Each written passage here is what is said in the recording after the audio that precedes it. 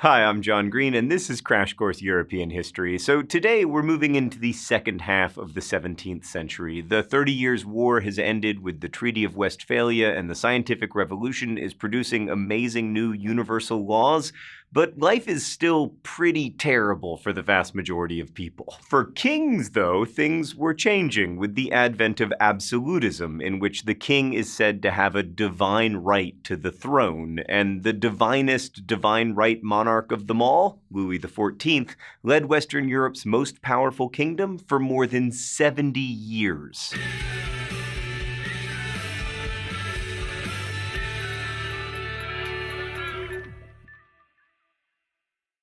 So this is a portrait of Louis XIV, the French Sun King, painted when he was 63. Louis XIV looks regal in his massive black wig and swaths of ermine embellished with fleurs-de-lis, the symbol of the former French royal house. His high heels show off his shapely legs in white hose, demonstrating the king's perfection. Men's legs, garbed in tightly fitted stockings, were a key indication of desirability at the time, and while he may not appear super masculine to us, Louis XIV was the model of powerful kingship and indeed absolute power. Louis was 4 years old when he started his reign in 1643, while Europe was attempting to pull itself out of the 30 Years' War. Earlier, under Louis's father, Louis XIII, rebellions abounded in the hundreds across the kingdom because of increasingly heavy taxation to pay for the war and the famine conditions due to the relentless Little Ice Age. It seemed almost unthinkable to ordinary people that the king would betray his subjects with rising taxes in a time of famine, so instead they usually blamed tax collectors and local officials, not the king. After Louis XIII died, his 4-year-old son was a smidge small for France ruling, so the job was taken over by his regent, his mother Anne of Austria, with help from her sidekick and rumored lover, the Italian-born Cardinal Mazarin. The first years of Anne's regency were the last years of the 30 Years' War, and she increased French military deployments even amid all these protests with the simple and eventually successful goal of defeating the Spanish and Austrian Habsburgs to gain more territory. Alongside increasing the desperation of ordinary people, this constant warfare stretched aristocratic resources because nobles raised and paid for their own armies in wartime. Louis's mother had to move him several times to keep him safe amid protests from peasants and nobility alike, some of whom even went to the point of plotting coups d'etat, which is, after all, a French phrase. The pieds nus, or barefooted ones, the croquants, or crunchers, or crispies, and even judges of Paris were among the people resisting. One judge listed the sacrifices of ordinary people, such as selling all their furniture and sleeping on straw in order to pay rising taxes. He said, to maintain the luxury of Paris, millions of innocent souls are obliged to live on black bread and oats. Did the center of the world just open? Is there a pumpernickel bagel in there? It's the closest we could get to black bread. Now this is a properly great bagel. I'm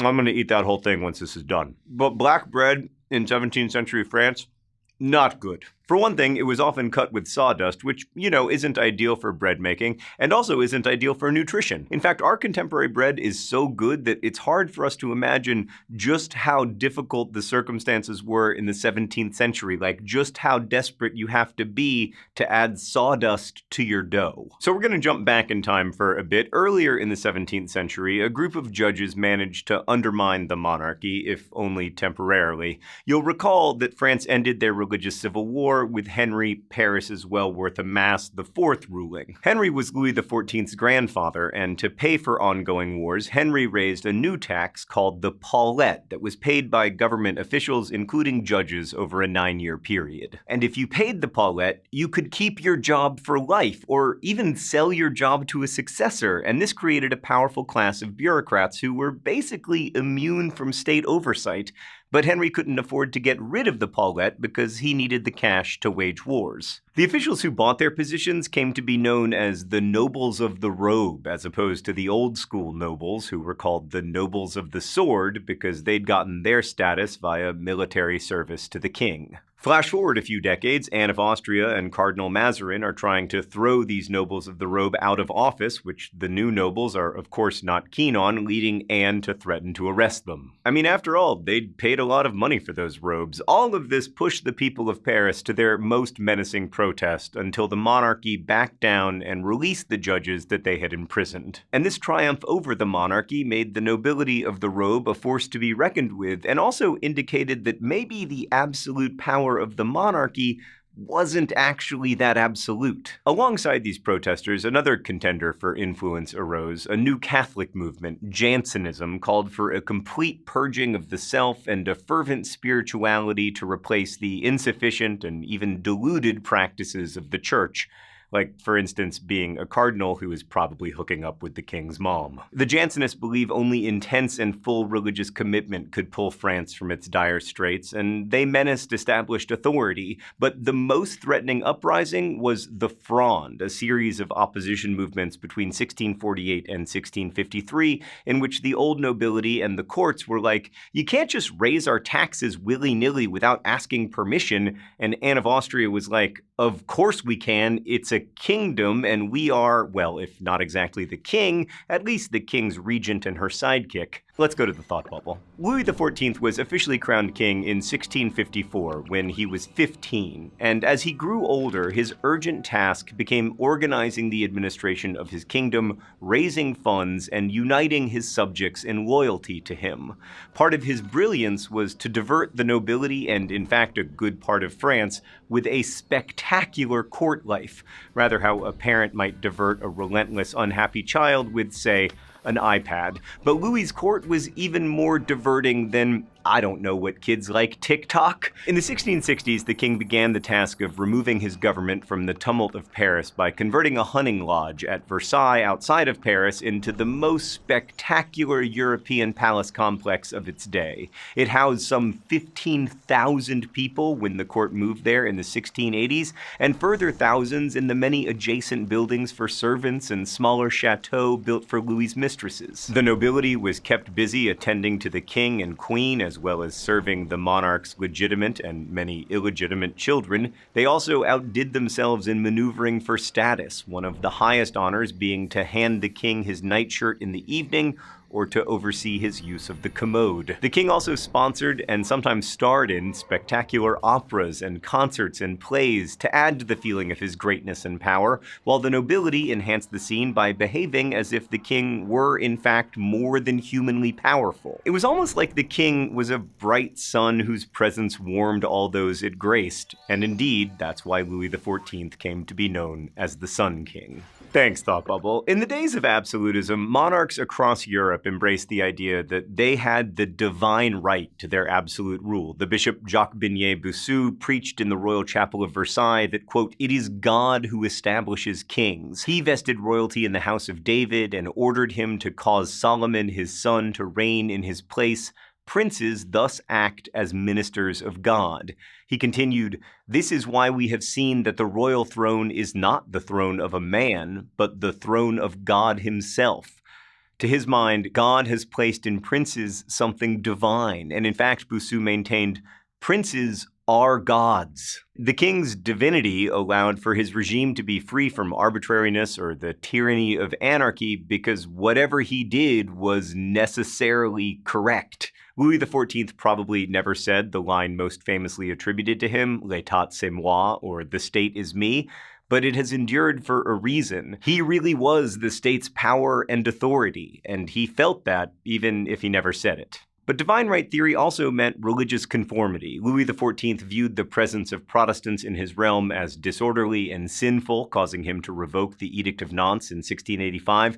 Thousands of Protestants then fled France, taking their skills and successful businesses to the Netherlands, the German states, North America, South Africa, and other places. And for all the surface grandeur of Louis's regime, it worked mostly because of accomplished bureaucrats, including the intendants, or intendants, if I'm pretending to be able to pronounce French, whose jobs were regularized to oversee tax collections and the administrations of the various regions of the kingdom. The most prominent and important of all Louis's officials was Jean-Baptiste Colbert, who oversaw finances and public works, among other things. Despite being of middle-class birth, Colbert drove the kingdom's economy, including its merchants, shipbuilders, and artisans. Colbert also oversaw French expansion into North America, sending out settlers and officials.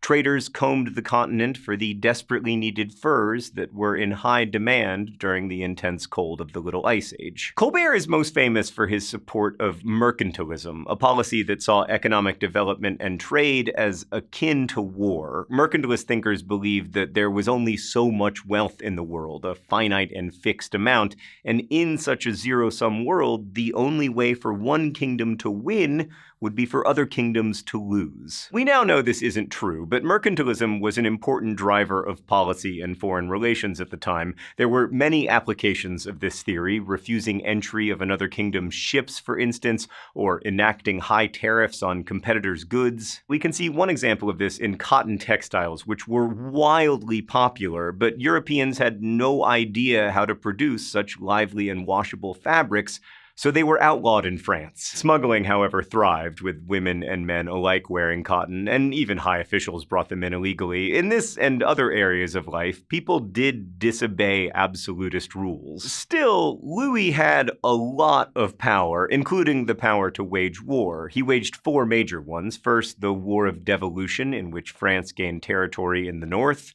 Second, the Dutch War, which gained additional land to the north and along the eastern border. Third, the War of the League of Augsburg, in which he lost much of the land won in the Dutch War. And fourth, the War of the Spanish Succession, again with significant losses, including in Canada, this time to Britain, who you might not have expected to be mixed up in the Spanish War of Succession, but everyone wanted in on warring in 17th century Europe. Clearly, like the ideal reality TV contestant, Louis was not there to make friends, but we can see through this exchange of lands through endless war how a zero-sum, I can only win if you lose worldview ends up exhausting resources rather than expanding them. By the end of his reign, the idea of absolutist rule was being thrown into question. An English critic called absolutist France a state full of boils and wounds and putrid sores. Exiled Huguenots called the French under Louis slaves. His rule directed only, quote, to satisfy both his ambition and his vengeance. Again, satisfying one's ambition and one's vengeance makes you a great reality TV contestant, but maybe not necessarily the perfect king. So absolutism can be seen as a form of tyrannical rule demanding religious, economic, and social conformity based on a political theory of monarchical divinity. It cost huge amounts in taxation and loss of life in wars to create this system of servility to royal power, and it was pretty disempowering to the French public. But then again, the rise of a political system of power sharing in England called constitutionalism wasn't really less violent, although it did enshrine certain ideas about human rights. Thanks for watching. I'll see you next time.